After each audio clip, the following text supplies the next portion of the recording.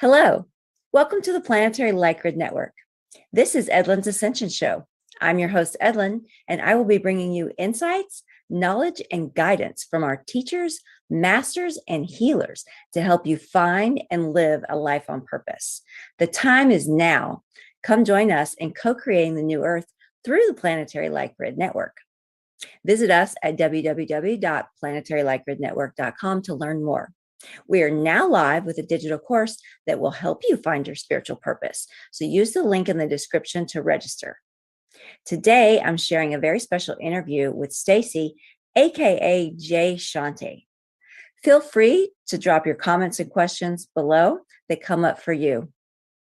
If you do like this video, please give it a thumbs up, like it, and share it with your friends. Jai Yeah, Shanti? yeah. Cool. I want to hear about that first. How did you get that name? Oh, okay. Yeah. So, um, I did yoga teacher training a couple of years ago, and I was introduced to the 3HO organization. And it's really simple. You can submit your kind of like your astrology information to them, and they'll provide you with a spiritual name. And so my spiritual name is Jai Shante, and that means victoriously fearless. Which is Awesome. definitely aligns with my personality. Cool. And Yeah. then when did you first have any type of understanding that you were on a spiritual path? Yes. So I grew up very religious, going to church every Sunday. So I have a real solid back Christianity type background. But obviously, that is um, not necessarily spiritual as it is just a religion, basically. So when I started on my spiritual path, it became more about me rather than following the rules or understanding Bible verses or whatnot like that. So I think that's when it was like, oh, this is. Um, I always just knew that there was something bigger than just following the Bible and verses and whatnot. So I wanted to learn about all the religions. I wanted to know. There's just so much information out there and books. I would just want to read everything. And I walked into a library with my husband one day, and it was at his alumni school. And I looked across, and I'm like, that book. I need that book. And that was my first like, wow, there is something bigger or something to all this. And so it was actually the book of Enoch, of fallen angels, which blew my mind because it was supposed to be part of the Bible, but somebody excluded it, and yet it just had stuff in there that was like, wait, what?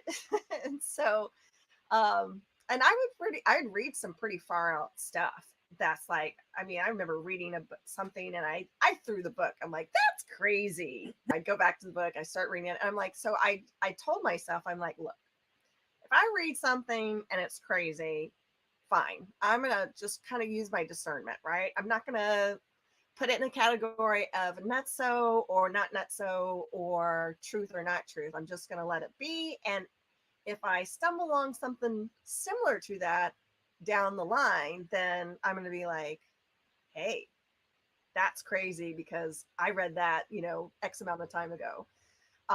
And so that was kind of like new for me. Wow. Did any like specific thing have to happen in your life to put you on the path specifically? Yeah, I mean, I've always wanted to have a very close relationship with God. And there was times in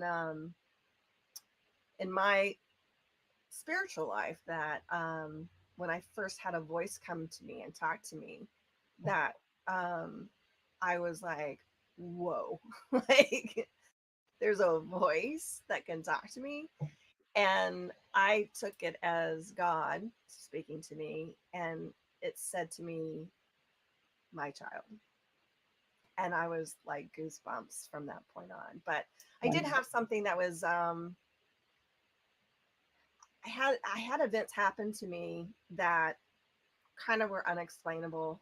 So when as a small child, I'd always have this reoccurring dream of a plane coming in, kind of not crashing, not in like weirdo stuff, but just a commercial airplane coming in really low to the ground. And I would have this dream over and over and over and over. And I'm like, what does this mean? Like, should I not fly? Or something like that. But anyway, so in 2004, my now husband, and I were dating long distance, and we were traveling from Kansas City to Washington, D.C. And I was on a flight, and the flight was like, oh my gosh, it was May 12th, 2004.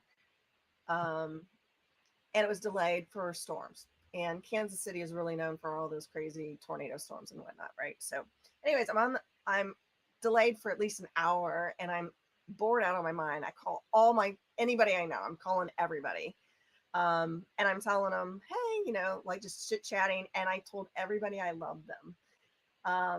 Get on the plane. It's delayed. It's rocky as all get out. And apparently, unbeknownst to me on the plane, is that the plane got hit by lightning. Plane gets hit by lightning, and it damaged the elevator shaft. So when you think of like a skyscraper and the elevator in the middle that kind of goes up and down, that's what the elevator does to allow the plane to go this way or that way. Oh, okay. So that was like the moment when you're on the plane and it was like jumping, almost like when you go over a hill and you're driving and you're like, woo, like, and it like all your insides kind of go like, woo. Um, it did that for like 10 or 15 minutes. Oh my gosh. And then, and by this, we're still ascending. So we hadn't reached the 30,000+ feet. So we were probably in the air about 25 minutes for this to happen. And the plane nosedived Oh my gosh. for 13 seconds. And that's 13,000 feet dropping. And Wow.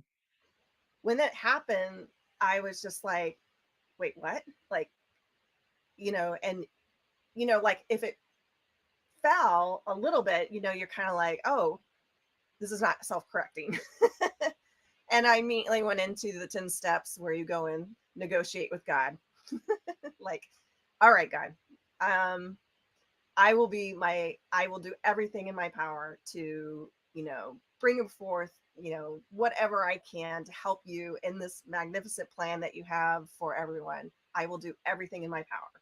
That's the only thing. And I was, and then in my head, I was like, I talked to everybody I loved and told them I love them. I'm like, okay, this is it. All right. All right. This is it. And so at the 13,000 steep, the pilot gains control back of the plane, but I'm sure he's freaked out, lifts the plane back up. We start to ascend in like, it was like, I think G4 force, which is pretty like crazy. So this time you're holding back like this and you're going straight up, and I'm like, thank God, thank you so much. So grateful. I am so grateful. However, the pilot, I'm sure, was, because he's seeing this, like I'm just sitting in a chair. He's like, runs it out of energy, stalls the plane again, and we drop 13,000 feet again. A second time. Second time. Wow. Yeah. And so we were in the air doing all this nonsense for at least 20 minutes. Wow. And I'm like, okay, wait, this is screwy, because I'm like, okay, I accepted my fate, and I was like, okay, it is what it is, right? And then I'm like, okay, wait a minute here. Like, what else do I need to add on the table? So anyways, the strangest part of that is, so we pull in, we're in the middle of Missouri, by the way, in a small little town, and the pilot's like, look, we're going to land on some airport. I don't even know what's on there. It could be car shows. So we have to embrace ourselves for the unexpected. Mhm. The good news of all this was it was a brand new plane that could withstand the G forces. They landed the plane, and the pilot was ex-Navy, so he could land a plane on a short run field, a commercial flight on a short field. And that was my image of the plane coming in that I saw as a child in all my dreams. Wow. So, but and it's weird because when it happens, that's, I'm not thinking, oh, that's that dream I had, right? So you just don't really understand the impact of it all. So the town was super kind. They put us up in hotels, and we're talking little tiny hotels, like, you know, and the luggage is taken, on the plane. Like, I have nothing. I'm literally going into this hotel to wash my face, like somehow gather my thoughts, right? And that night I had what some people call astro travel. And it's this out of body experience where I was looking at myself from above on the bed. And the weirdest thing is, so after, for about 4 to 6 months after that, I had post traumatic stress syndrome because I didn't know if I was alive or if I was just this ghost Oh going wow. about my And life. when you said you were doing the astral travel, so is that like in your dreams? I don't know. I really didn't understand reality. Hmm. Like, I separated myself from the world because I wasn't 100% sure I was of the world. Like, Okay. because I didn't know, no one really knows what afterlife looks like. And you see movies where they're like, oh, they just go about their business, and then wait, there's all these other living people around. So I really totally didn't understand it. But, obviously I kept going and did all the things, went to the job, still had my boyfriend. And I think it was that critical point that I started seeing life differently. Not necessarily from having a near death experience, but, you know, I just started looking at life differently. I started questioning everything. What? So if I am alive, if prove this to me, universe, that kind of thing. And that's not something that I think I would have done normally if I hadn't had that particular experience. And in post traumatic stress syndrome, you lose your emotions. So you could tell me a funny joke, and I'd be like, "Oh, that is pretty funny," but I wouldn't feel funny. I wouldn't Right. feel into it, right? And it's also one of those things where, there was a story called The Plane about a plane crash victim, and how he was deathly allergic to strawberries, but when in his post traumatic stress syndrome, he'd eat all the strawberries he wanted, and he'd walk across the street, wouldn't even, a highway, wouldn't even look, just, like, and it's weird because it's almost like the universe started responding to that, where I'm not looking for some outside stimuli, have to find it within here. And so I think that was profound in my spiritual growth, because I started turning inward, because I'm like, hey, is this real? Is this real? Is this real? And then when you start doing that, it starts opening up things inside of you to allow for that type of spiritual connection to become apparent. Right. It sounds like quite a significant split that you had like in your life at that time and dealing with PTSD. So, how did you move past the PTSD, or have you? I mean, how do you deal with that? So I knew right then, if I didn't get back on a plane, I'd never be on a plane again. I just wouldn't. So, that next morning they bussed us back to Kansas City to get on another flight to go to our destination. Um, and so started being fearless in that sense. Like, oh, um, I'm terrified of heights. So I started like going out there and putting myself in height things that would scare me. And I just started working through it. And I started kind of, if you will, healing myself, because I recognized that obviously I was afraid of heights, obviously, but I need to process it. And I need to, like, work at removing that constraint from within me. And when you start doing that, like when you realize, obviously that's a big one, but also like when you start looking at yourself in your path of how you've grown up, relationships that you've had, those were things that I was releasing as well.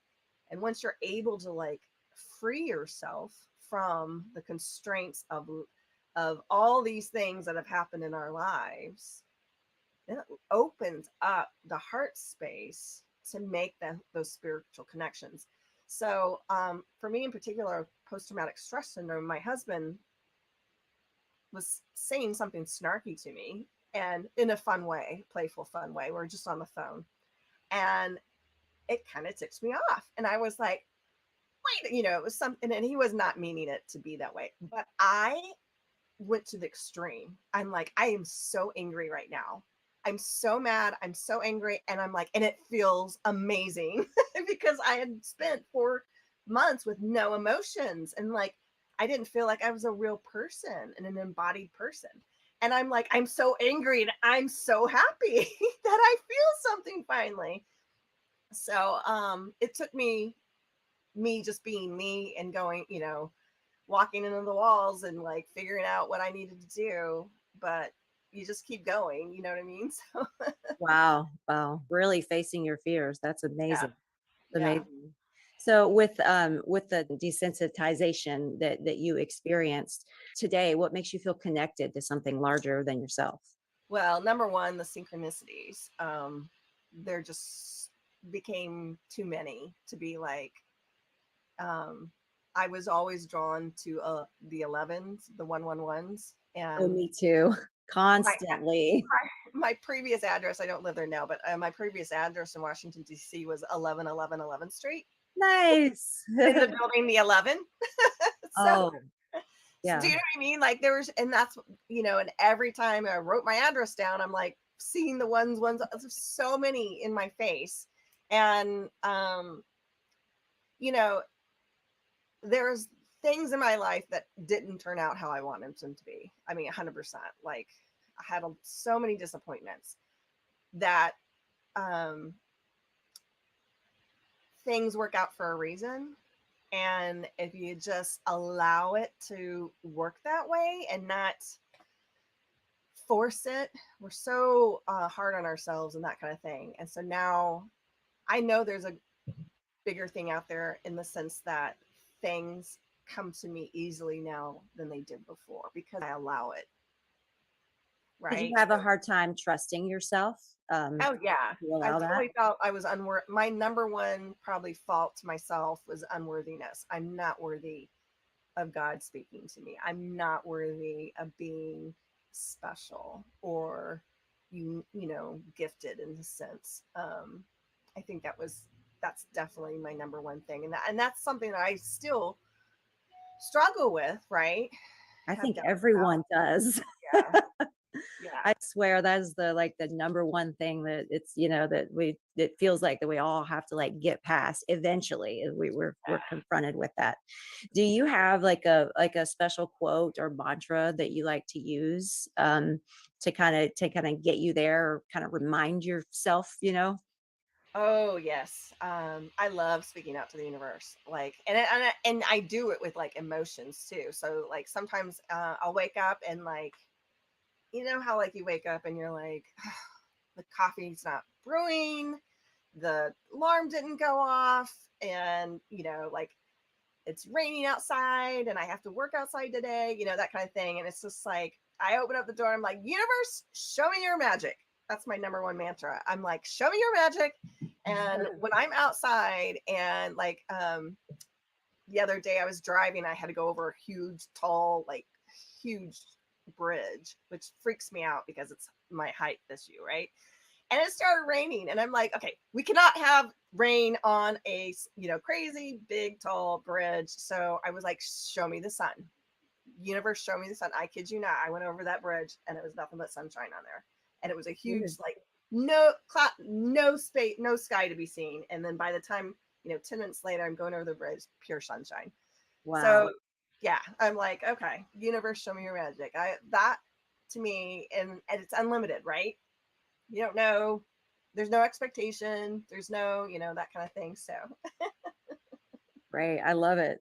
Show me the magic. some of the things that I didn't really understand until just within the last year is that if we understand that everybody has the capability to have spiritual gifts, right? And we know they're unlimited, but let's just say here's like this much, right? And a lot of people obviously don't master all the gifts because why? Aren't drawn to some of them, right? Like some people don't feel comfortable like singing and doing art or putting themselves out there. And then there are other people that do, right? So I think when you find your spiritual purpose, it's what you align to. It's what you're compassionate about when you find like it's like you feel good doing it. And um it's such a blessing when there's people that just give love out, right? Just give the love vibes out. I mean, those are the best people. You just want to walk up to them and hug them. I mean, you know what I mean? So I'm just saying, so when you find your spiritual person, it's what you're passionate about. If you're passionate about something, that's more than likely your spiritual path. When I was growing up very religious, I always asked God, I'm like, give me wisdom, give me guidance, give me wisdom, give me guidance. I would always ask for that. And here are, through my lifetime, I've read so many books of ancient cultures, religions, period pieces. I would find the synchronicities in them that would say, yep, yep, Mhm. okay. The great flood in the Bible is shown in many other ancient, religions too. So there's synchronicities in that I find fascinating, right?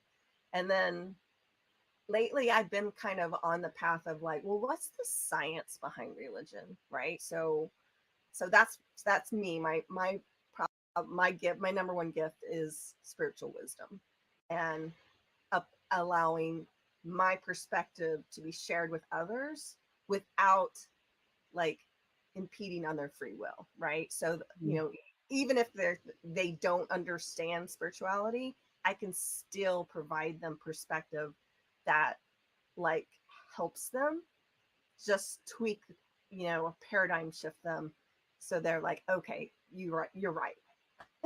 Wow. Yeah. And I want to hear about this because I think you've had a career change. Yeah, So I want to hear like, tell us what you're doing now and like, how are you using your gifts to stay on your spiritual purpose now? right. So previously, I worked in the telecommunications field, and I worked so many hours. I can't even tell you. If I'd sometimes work till 3 a.m. and then get up and be at work, an hour drive, and I'd be there at 9 a.m. And it was just nonstop, and I just like, my company evaluates me every year, gives me a review, tells me all this kind of stuff. And I was like, you know what? I've had it with this job and I made a lot of money. That was a thing that was like, it afforded a certain lifestyle, but I was killing myself over it. And I knew it wasn't worth it. So I told myself, all right, I'm going to give myself 6 to 8 months and I'm going to review the company. How are you doing? How are you helping me be me other than money? Right. So I did a 6 months review and they failed terribly. So and I also told myself, yeah, I'm saving up. I'm going to save up. I'm going to save all my monies and do whatever I need to do, but I need to quit. And I'm just going to walk away. And I don't quit anything. I'm like, sometimes I'm like, I'll just stay and be miserable with something because I won't quit. Um, and I'm very competitive in that sense with myself too. So I was like, no more, no more, no more. I'm not doing it anymore. And I found myself um, doing the yoga teacher training, getting into more of the yoga philosophies, which really helped me on my spiritual path as well. And so, um, in the last 2 years with COVID being around, my husband and I had an opportunity to just walk away from the big city because and we moved to a small beach town in Delaware where we're able to go to the beach, go hiking, be out in nature.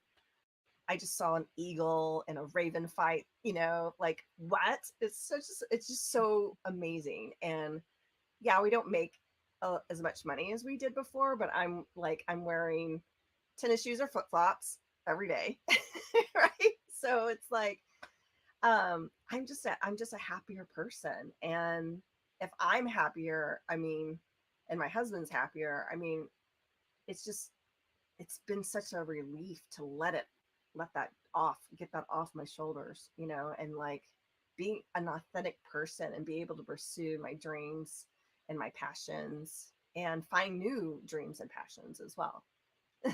Yes, that sounds like the way to live. Sure. Yes. What's the one thing that you would like someone else to know who is seeking to be on their spiritual path? Trust yourself. So when you talk about that unworthiness, you don't trust your instincts, and your instincts. So like when you make a prayer and you ask something of the universe or God, right? The answer is in your intuition. So your answer comes to you. So trusting that is the hard part, because you're like, well, is that the right way? Because it's like the story of the good wolf and the black, or the bad wolf. I don't know if you've heard this Cherokee story where the grandfather is telling the grandson, like, hey, this is like a thing in everybody. You have this ego behind saying, you're not good enough. Why would you think you could do that? And then you have this empowered angel on the other side going, you can do it. You can do anything, right? Um, and the answer, and the little boy asks, hey, well, how do you know which one is working in your life? And the grandfather said, it's whichever one you feed, right? So if you feed the ego with all the ego things, that's who's going to come out. If you feed the angel, then that's what's going to come out. So trusting yourself. And then the other thing I think we all do is that we set expectations, right? So I remember being so flustered where they're like, okay, it's Lionsgate, it's a full moon, you can manifest thing at this there's all these things that people would say to me, and I'm like, well, this isn't working for me. Like I'm not getting anything. Like I expected something to happen, right? And it's when you set the expectations and you just allow it to happen gracefully. Wonderful. Universe, show me your magic. Was that your quote? Yes. I love it. I love it. Okay. Anything more you want to add? Grateful to be a part of this group that we're forming here. Um, I do want to share one thing that was really profound, shared with me this week, and talking about how there's so much chaos in the world, instability and whatnot. And a girlfriend of mine said, we are so fortunate that we aren't the ones waking up with war outside our windows. We're not waking up with the news every day. And we kind of like turned it all off to find our heart spaces again and not feel like that chaos energy is in us. And so she's like, we really need to like expand on this immensely, because we're very fortunate and blessed to be in this space. And if you are fortunate out there and blessed to be in this space, then like it's a gift. It's a gift of unimaginable. This is the biggest thing that if you could just realize that in itself is a gift. So waking up every day and saying, I don't have war outside my window. I have abundance. And if you can view life that way, I think it paradigm shifts a lot that comes to you in the abundance side, manifest side. That is great advice. That is great advice. And we are here today with Stacy Hanna, aka Jai Shante.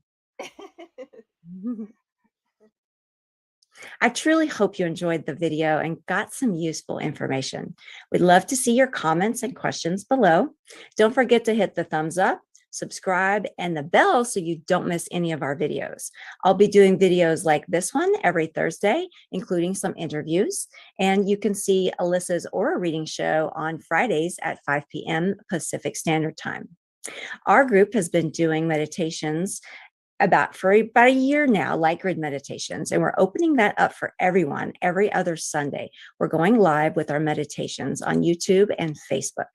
And as you know, the more of us that get together and meditate at the same time, the more powerful we are. So look for those and please join us.